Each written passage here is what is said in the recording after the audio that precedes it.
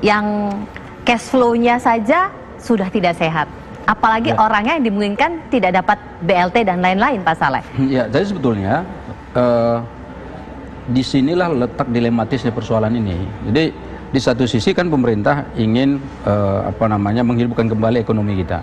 Tapi di sisi yang lain keselamatan, kesehatan rakyat kan harus dijaga. Nah, harus ada pilihan sebetulnya yang harus ditetapkan oleh pemerintah.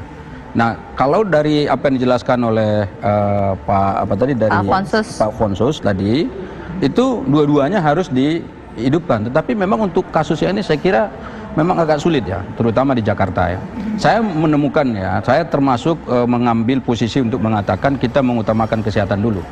Nah, ada beberapa argumen Pak, kenapa saya katakan kita jaga kesehatan rakyat dulu. Pertama, bahwa secara epidemiologis COVID-19 itu di Indonesia ini masih naik kurvanya sampai hari ini, terus masih naik terus. Nah, sementara tadi dijelaskan oleh ahli, sebetulnya ini boleh diturunkan jika sudah 50% ada kurva dan turun, dan itu berlangsung 3 minggu. Nah, pertanyaannya ini kan belum turun. Ya. Dan ini berbahaya kalau misalnya dibuka secara bebas gitu. Dan ingat ya, ini tanpa diberikan keleluasaan seperti itu pun PSBB yang ada sekarang ini tidak efektif Pak. Buktinya orang tetap keluar di mana-mana. Hanya saja mal nggak boleh dibuka, itu masalahnya. Tetapi kalau orang keluar, jalanan ramai, macet bahkan itu terjadi. Kalau kita lihat KRL juga orang masih ngantri untuk masuk KRL. Itu satu. Kemudian alasan saya yang kedua adalah soal otorisasi pengambilan keputusan ini. Ini nggak jelas sebetulnya. Contoh ya, yang jelas sekali bahwa penentuan PSBB itu Pak, itu diserahkan kepada Menteri Kesehatan. Ini itu menurut PP-nya. Tetapi untuk new normal ini, itu penentunya itulah gugus tugas. Maka tidak heran ada 102 yang sudah dibolehkan sekarang new normal Pak. Di kabupaten kota di seluruh Indonesia 102. Ingat hanya satu kabupaten di Pulau Jawa yang dibolehkan, yaitu Tegal. Di luar itu di luar Pulau Jawa semua. Apakah ini bisa mengangkat ekonomi kita kalau misalnya hanya di luar Pulau Jawa saja? Sementara mal-mal yang banyak itu di Pulau Jawa. Dari 102 itu hanya satu, itu Tegal gitu. Kenapa itu bisa terjadi? Karena otoritas pengambil keputusan itu ada dua. Satu di Menteri Kesehatan, satu lagi gugus tugas. Itu yang kedua. Kemudian yang ketiga, arus mudik Pak. Arus mudik kemarin itu menurut catatan Jasa Marga, itu ada lebih 650.000 mobil dan kendaraan yang keluar dari Jakarta. Dan hanya 25.000 yang bisa disuruh putar balik oleh petugas kepolisian. Jadi sisanya kemana yang 575.000 sisanya tetap mudik. Akibatnya apa Pak? Coba lihat sekarang. Yang menjadi zona epicentrum penyebaran virus COVID-19 di mana? Surabaya. Karena ini terjadi migrasi besar-besaran orang dari kota Jakarta barangkali ke tempat di sana. Maka ini kan bagi saya ini masih dilematis. Nanti kalau mereka balik lagi ke Jakarta, di sini kita sudah buka, ya kan, new normal gitu, orang balik lagi ke sini. Yang terjadi apa? Yang tadi sudah menyebar di sana, menyebar lagi di sini. Padahal di Jakarta ini trennya itu sudah mulai turun. Kemudian yang ketiga, jumlah tes yang dilakukan di Indonesia ini masih sedikit Pak. Kalau dibandingkan negara-negara lain itu, tesnya kita coba bayangkan, hanya sekitar 970 sekian orang per 1 juta penduduk. Ya kan, itu sangat sedikit Pak dibandingkan misalnya tes yang dilakukan di Amerika. Nah, orang kan mengatakan kenapa Amerika jumlah terpaparnya bisa sampai 1 juta orang sekian. Karena tesnya banyak. Semakin banyak orang yang dites, maka kemungkinan orang terjangkit virus ini makin tinggi gitu. Sementara kita kan tesnya sedikit, wajar kalau misalnya kelihatan masih sedikit.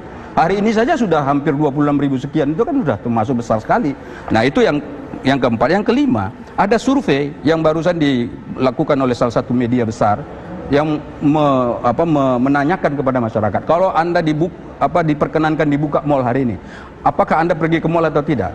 90% mengatakan tidak pergi ke mal Pak. Hanya 10% yang mengatakan mau pergi ke mal. Itu pun yang dari 10% dikatakan Anda mau ngapain di mal. Dia mengatakan yang datang ke mal itu pertama mungkin sebagian kecil untuk belanja, sebagian lagi hanya untuk bersosialisasi. Kalau harapannya untuk menaikkan ekonomi, apakah ini efektif? Nah, ini kan jadi pertanyaan lagi, ya kan? Kemudian yang berikutnya, ada Pak kebijakan yang tidak konsisten dari pemerintah yang keenam ya. Kebijakan tidak konsisten seperti apa? Kita mau memperketat atau memperlonggar PSBB pada satu pihak, tapi pada pihak yang lain itu ada skim. Katakanlah ini PSBB dilonggarkan. Tadi ada skim surat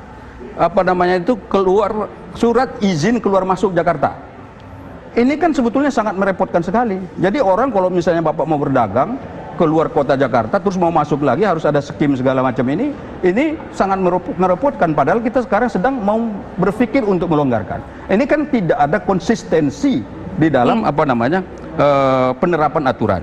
Kemudian yang lainnya, ada alasan ini, soalnya sejumlah buruh di Jakarta beberapa waktu belakangan ini tetap kerja, Pak. Mereka kerja terus. Ternyata setelah mereka kerja, mereka ada yang terdampak dan terpapar corona, nyata, Pak. Akibatnya sekarang mereka dirumahkan, sakit.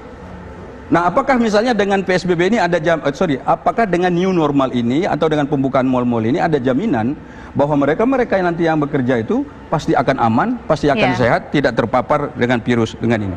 Dan saya yakin betul bahwa yang kita butuhkan saat ini, Pak, selain dari memikirkan yang langsung dampaknya ke masyarakat seperti pembukaan mal ini, adalah yang paling penting adalah bagaimana pemerintah mencari solusi kepada mereka yang di PHK. Hari ini yang dilaporkan sebulan lalu ke kami, ke Komisi 9, ada 1,7 juta orang yang sudah di PHK. Itu yang formal, Pak, laporannya. Disampaikan Menteri Tenaga Kerja kepada kami. 1,7 juta yang di PHK-kan. Kalau Bapak tadi kan ada 1 juta tuh yang tidak bekerja. Yang dilaporkan ke kita 1,7 juta yang resmi. Yang tidak resmi saya yakin bisa lebih sampai 3,5 juta, Pak. Nah, sekarang ada nggak solusi yang diberikan oleh pemerintah terkait dengan mereka ini? Ini yang harus dipikirkan dulu. Baru kita berpikir kemana-mana, baru berpikir misalnya yang lebih lainnya itu. Dan yang terakhir, kalau mal-mal dibuka, berarti kan menganggap semuanya sudah beres nih, atau setidaknya pakai protokol kesehatan dianggap sudah beres gitu. Pertanyaan saya, berani nggak pemerintah membuka sekolah? Kan tidak berani. Kan ini berarti ada ketidaksejajaran kebijakan. Satu pihak oke, tapi pihak yang lain enggak. Nah, ini kan jadi dilematis semua gitu. Jadi persoalannya saya kira masih perlu dan penting untuk dipikirkan oleh pemerintah. Dan yang terakhir, kalaupun Bapak mengatakan besok mau dibuka mal, saya tidak yakin, Pak, belum tentu dibuka mal. Jangan-jangan besok Gubernur DKI itu memperpanjang lagi sampai bulan Juli. Kalau lihat senyumnya kan? Sudah pesimis kayaknya. Kalau misalnya sudah pakai sampai bulan Juli kan lebih repot lagi kita, Pak, begitu. Nah, ini